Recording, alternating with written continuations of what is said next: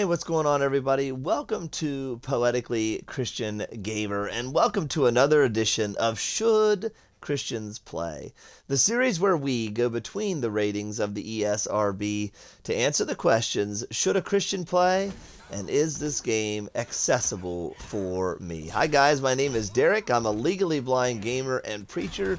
And if you're new here, we do this kind of thing all the time. Christian gaming reviews, let's plays of retro and modern games, Bible sermons, and so much more, guys. All things for faith and fun, God and gaming. And we're currently on the road to 1K subscribers, and I couldn't do it without you and the Almighty. Truly appreciate your support with your likes, your watches, your shares, your comments, all those things. If you'd like to join the PC tribe, you can click subscribe on Poetically Christian Gamer YouTube. Turn your notifications on, and you won't miss any of our content, guys. And if you're watching on Poetically Christian Gamer Twitch, you can hit the follow button and be alerted when we are live.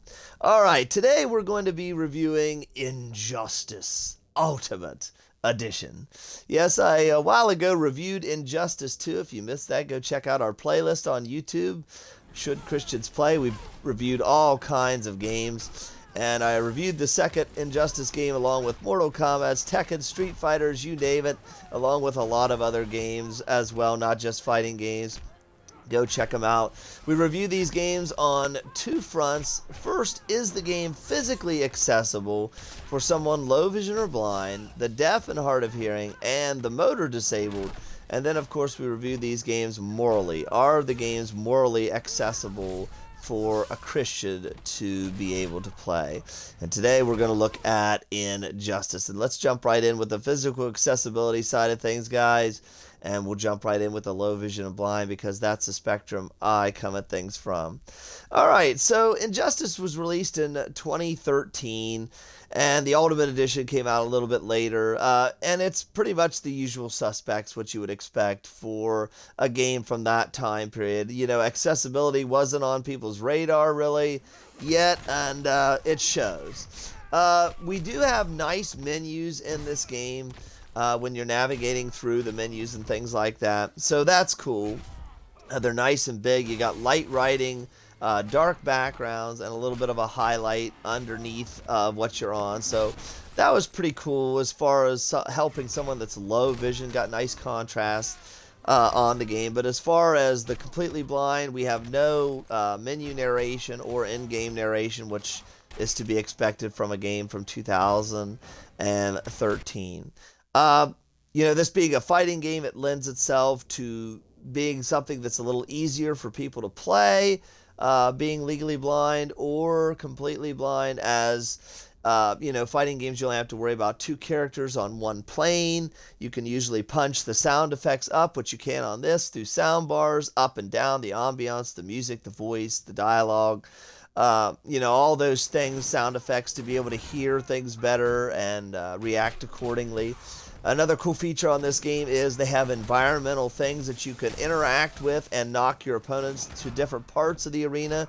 And you could turn a ping on when you're near it that lets you know, a little sound effect that lets you know that you're next to an interactable environmental object or the edge of the stage, that you can knock them to another part of the stage. I thought that was cool for the blind and low vision, to let you know that you're near something that you can interact with or do, which is one of the coolest things on Injustice, to be able to knock your opponents through different parts of the environment to different parts of the stage. See these stage transitions.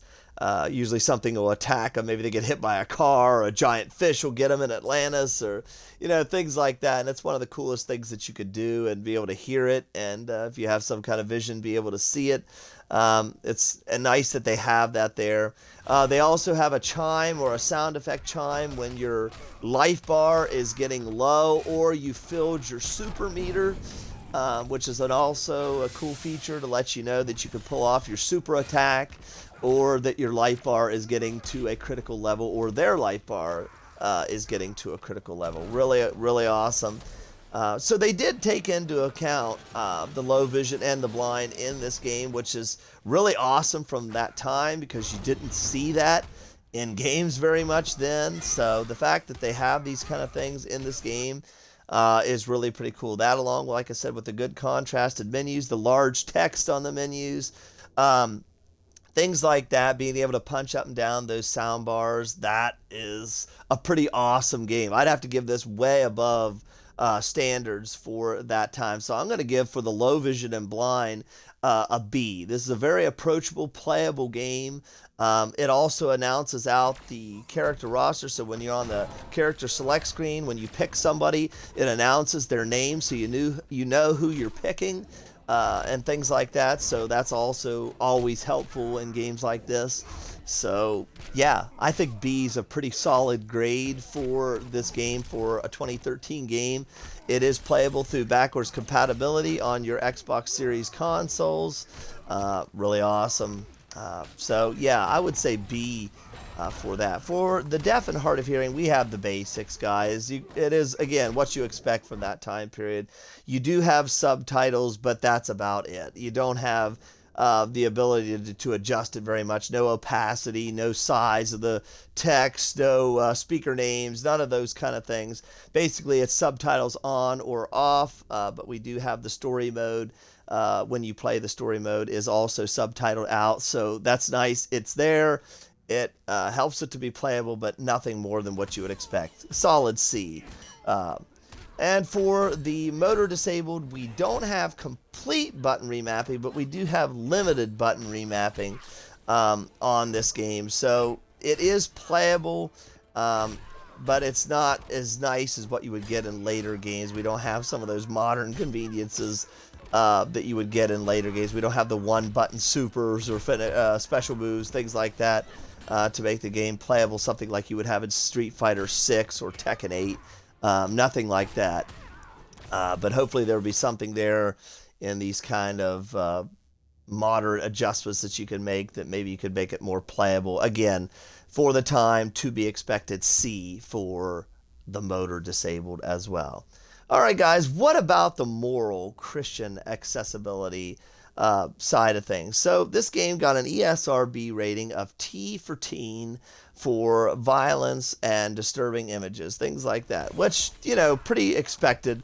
But what we have through the violence here is nothing over the top. We're not talking Mortal Kombat blood and gore here, nothing like that. This is pretty standard superhero fare here. You know, you have your super attacks, they're throwing powers at each other, you know, things like that, knocking each other through stages, through walls, cars are hitting them, buses are hitting them as they're going through these stage transitions. So there is things like that. There is a little bit of language in this, and, you know, some taking the Lord's name in vain once in a while could be saying, I don't see it very often or haven't heard it, but it is avoidable in the game completely, even if you do.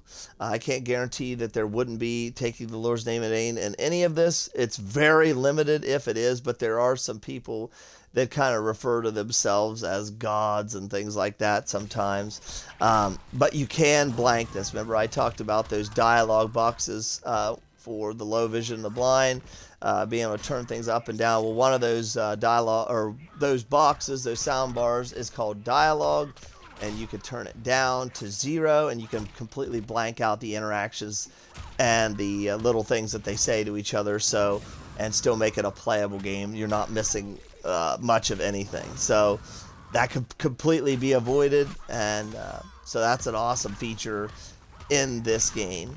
The violence, like I said, is there. It's inherent. It's a fighting game. You kind of know what you're in for with the powers, the kicking and punching, you know, things like that. Also, there are some risquely dressed female characters in this game. Just a couple. Most are relatively decently dressed. But you have some characters like Harley Quinn that's kind of risquely dressed, and Zatanna is kind of risquely dressed in this game. But that's the Ultimate Edition. Zatanna is not on the base, so if you want to avoid her, you can buy the vanilla copy of Injustice. Just play the regular edition. But yeah, she's on the game, and she is avoidable if you don't get the Ultimate Edition. But she's not the worst. I mean, it's not like it's unplayable, but she is there, and if that's a temptation for you, I'm just letting you know that it's in the game. Harley Quinn, again, is a base character. You can't get around her, and she is in the game.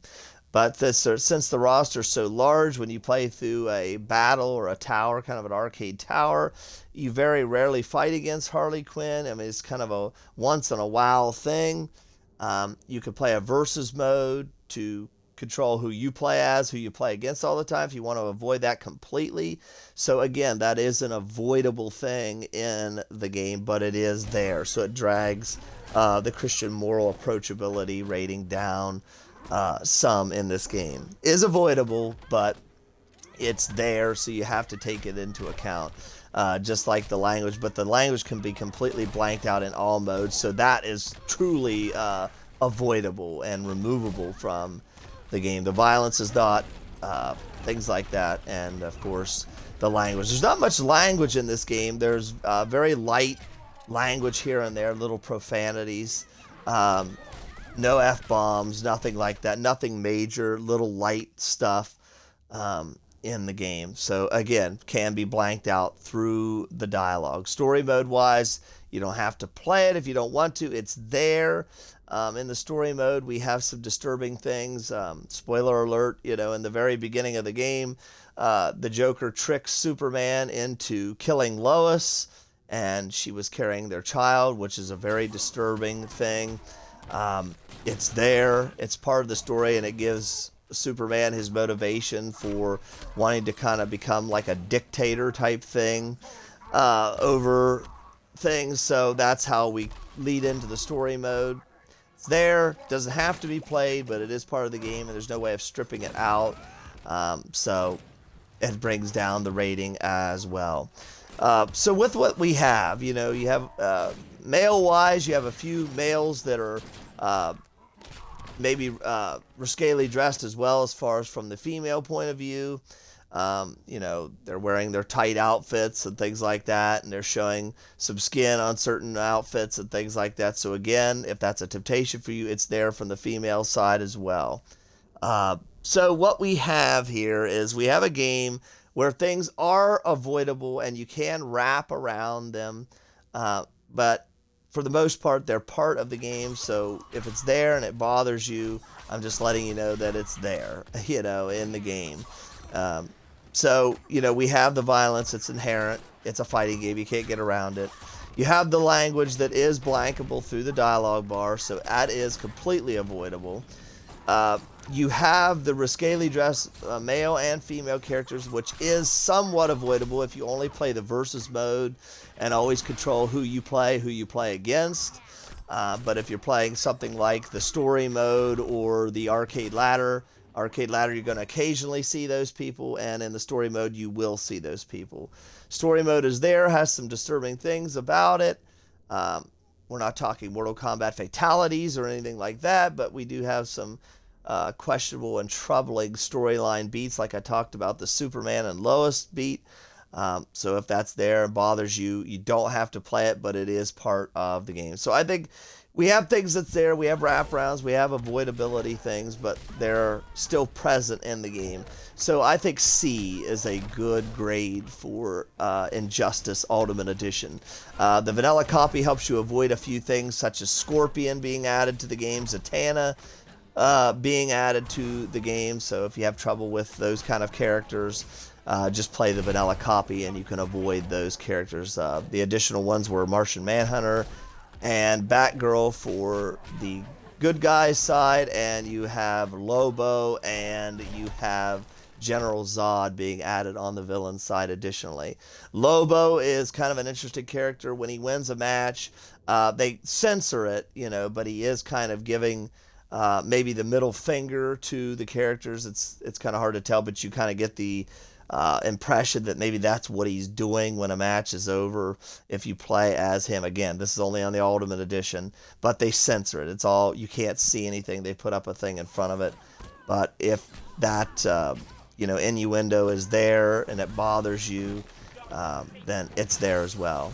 So I think, there's things there. Most of it's avoidable. Most of it's blankable. Most of it, there's wraparounds for it. So I think C is a solid grade. It's not a complete unapproachable, but it's not, you know, overly approachable either. And I could see how Christians could have trouble with it from certain aspects. So C, I think I'm going to go right in the middle and say C for approachability on this game. So what does the game play like? Well, let's see. We'll go and have a little match here, and I'll kind of show you guys, you know, what the game looks like. I'll turn it up a little bit so you can hear it.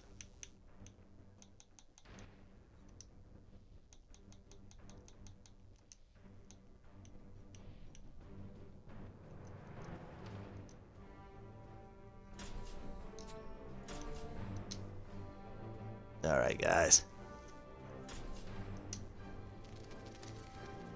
Batman. We'll try Batman. We're just going to crank this up, guys.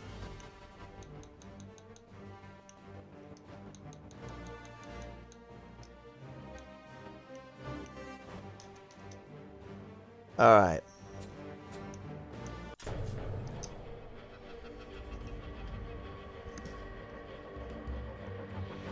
All right, we turned it up so you guys could hear it. We're going to play a match or two as Batman. So you guys can see this, hear this, experience it in action to decide whether it's something you want to play or not.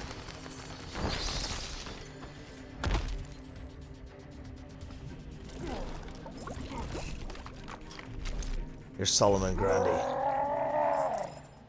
who's a zombie type character. You might have problems with that, guys.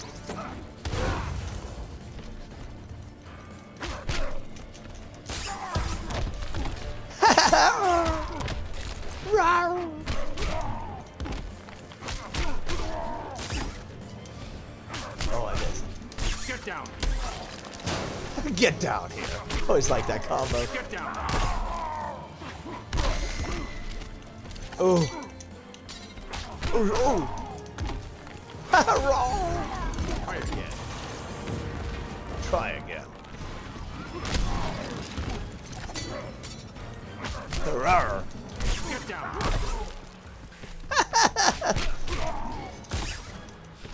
Oh, I missed.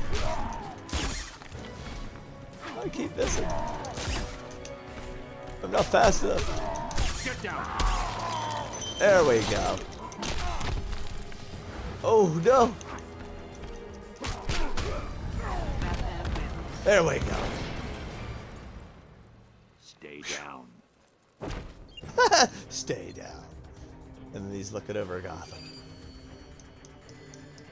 Alright, we'll try one more, guys. Yeah, it's an awesome game. You go up the ladder here and you fight different characters and try to make your way to Superman. They have their little arcade endings. Most of the endings are okay. They are skippable.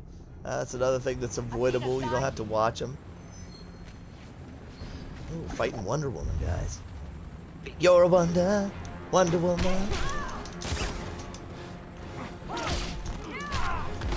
Oh, the lasso of truth. Oh.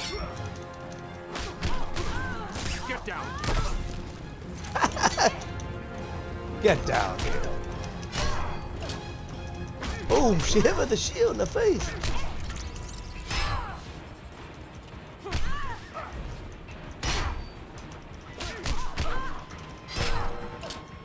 Oh. Try again. Gonna try again. I'm trying to show you guys the transitions here. Oh, no! No! She's like, ah! Let's go over here. Come on, Wonder. She's getting mad, guys. I want to show you guys the stage transitions here. Let's get her clear over on the other side of the arena. Okay. Hippity hoppity. No! Baby. Get out of here. Ooh, it's like House of Pain, guys. Jump around. Come on. There we go. She's gonna kiss the 5 o'clock freight train. Oh! Yeah, their stage transitions are awesome. Get down. Get down here. It's like, oh! Here's the finisher. It's the super, guys. Supercalifragilisticexpialidocious. Oh, the Batmobile. Oh, that was so cool. And oh, Stay down. she's like, ooh, ah. She gets a 9-8 and a 9-8 for the rollover from the judges, guys. Oh, that was fun. Yes, I hope this has helped you guys to decide whether you want to play Injustice or not. Yeah, overall, for the physical accessibility, we've got some nice, large, contrasted menus, guys. You've got environmental cues for things to let you know when you can do those stage transitions or interact with the environments. Know when you have your super bars, know when you have your low life bars. It announces the characters on the character roster screen. Pretty good for low vision at the time. Actually, pretty well for that time. So I'm going to give it a B. For the motor disabled, you have basic things. No quality of life things that we would get later on. C. And for the deaf and hard of hearing, we also have just basic subtitles on or off. Nothing fancy. C as well. For the moral Christian accessibility, it's a fighting game. It's inherently violent, guys. So, you know, it is what it is. You know, take it for what you will. But we also have, you know, the ability to avoid several things in this game.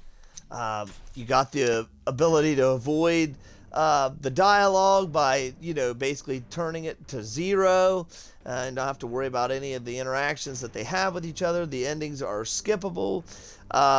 The risquely dressed ladies or male characters are avoidable because you could just simply play versus mode, avoid them, play the arcade mode, and have a very slight chance of seeing them.